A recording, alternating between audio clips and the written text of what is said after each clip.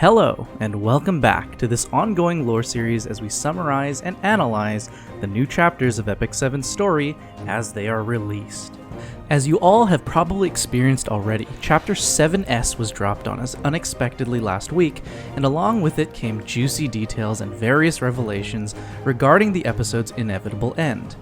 I'm not quite sure how Smilegate is going to tie up so many loose ends in 2 remaining chapters, so we'll just have to wait and see. For now, sit back, relax, and round up those penguins, because today we're going to recap Chapter 7S, Old Lefundos.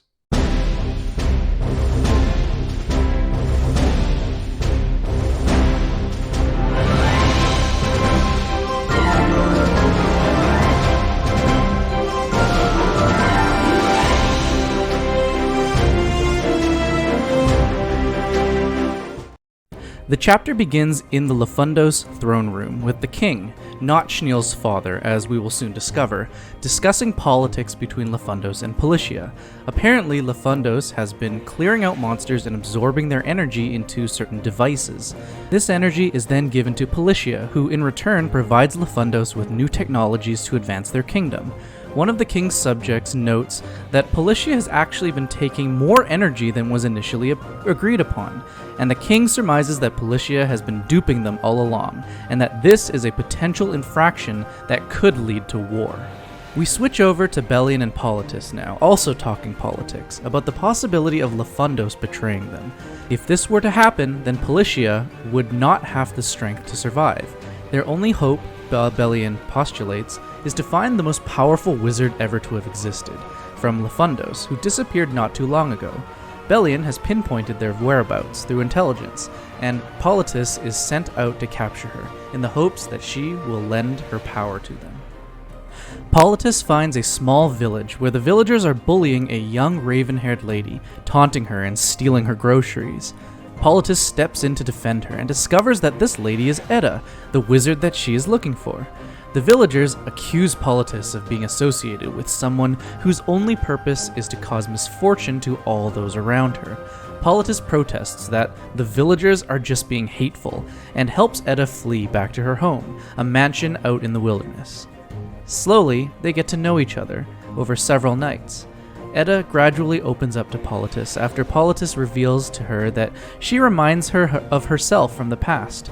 Politis also reveals her immense disdain towards humans, and remembers how her companion from Paradia, Laura, had betrayed her. Politis reminisces her experiences that changed her, and set her down this path to create a city that had regulated happiness. The next day, Politis invites Edda out for a picnic, and Edda reluctantly follows her into the city to grab some supplies. Politis' generosity continues to chisel away at Edda's loneliness, until she is able to summon the courage to choose a location for their picnic. It is a place where Edda and her grandfather would go to often, and had held significant value to her. Politis is happy that Edda is opening up to her, but continues to remind herself that she is on a mission. While staying at the inn, Politis is contacted by Bellion, who urges Politis to force Edda back to Policia, because she is far too powerful a force to be left alone, and will ensure Policia's safety in the coming conflict. Politis disagrees, enforcing Edda having developed an emotional tie with her, and demands that Bellion give her more time.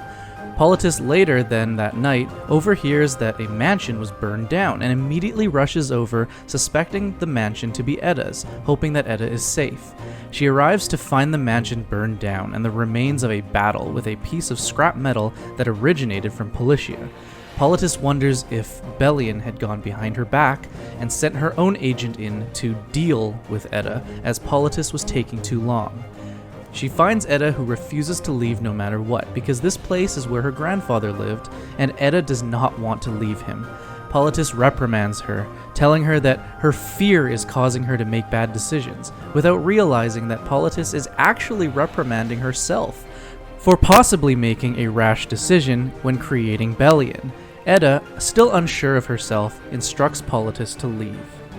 Politis returns to Policia empty-handed, and Bellion calmly reprimands her for letting her emotions get in the way of protecting Policia. Belian suggests that the only way to protect Policia now against the overwhelming forces of Lefundos is to drop condensed energy onto the Wizard Spire, Lefundos' base of research and development on magic. Politis, beginning to realize how destructive only thinking about situations from an efficiency perspective is, leaves to find prototype Chloe, who focuses in on Politis' unhappiness and explains to her that only a happy person can build a happy city. Chloe agrees to work with Politis in order to disrupt Belian's plan.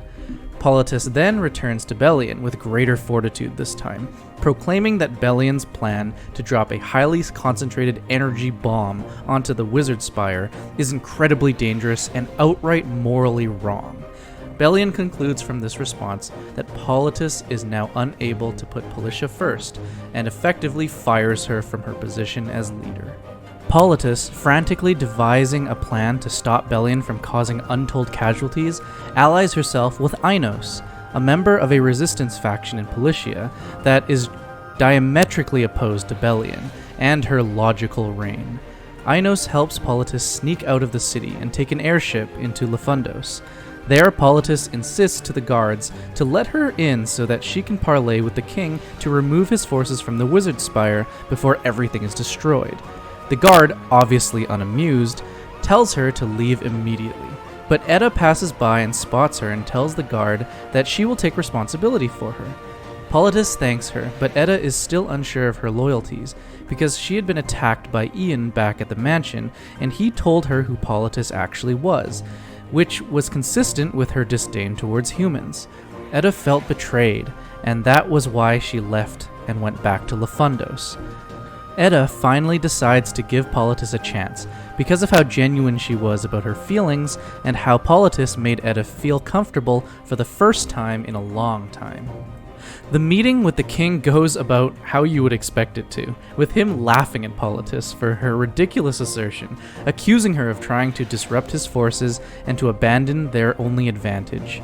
Politis continues to put pressure on him, but Edda eventually uses her sway with the king and says that she and the other wizards will erect a barrier to protect the spire by the next day, so he should listen to Politis.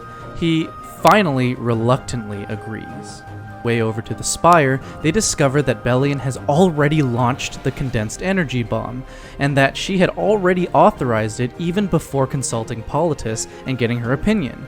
Politis, incredulous by her own creation's abhorrent actions, tells Edda to protect the spire no matter what, and that she will buy her some time. Edda refuses at first to leave her friend behind and refuses to lose any more people, but Politis urges her that she is the only one with the power to protect the spire and the wizards within it, as well as stop a war from happening. Politis tells her not to forget why she wants to protect others and heads off to fend off the automatic doll army, where she is maimed to the point where she can no longer move. Edda, forced to act in order to end the conflict, gives into Tawig's persuasion to tap into her power. Tawig seizes the opportunities to sacrifice the entire spire's inhabitants in order to negate Policia's condensed energy nuke. This was the event that caused the Wizard Spire to turn into the ruined prison of the present. Ironically, shortly after, the King of Lefundos is dethroned by his own populace because he had become so obsessed with Edda's power that he no longer cared about current events in the city. As a result, a new king is established, possibly Schneel's ancestor. This new king begins to move Lefundos in the direction of diplomacy with Policia, which leads us all the way to present day. And this marks the end of Chapter 7S.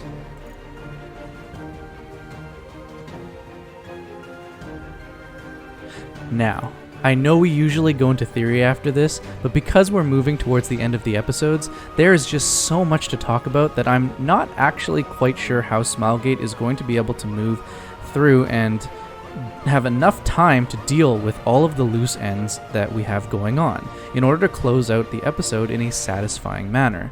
So I'm going to have a full video for the theory out sometime during the week in companion with this video, because I think we could easily go over a full video on the potential plot lines for Chapter 9 and 10, and about all of the different plot threads that will have to be resolved, unless they want to continue them into Chapter 4, into Eurasia, which I think is preferable. So I hope you enjoyed this recap for those of you that may have skipped parts of the story. Leave a like if you would like to see more of these recap videos, and subscribe to the channel so that you won't miss the theory video coming out soon. Also, if you have any theories about the future of the narrative, let's get a conversation going in the comments. So thank you so much for watching, and I'll see you all in the next one. Until then, keep it real.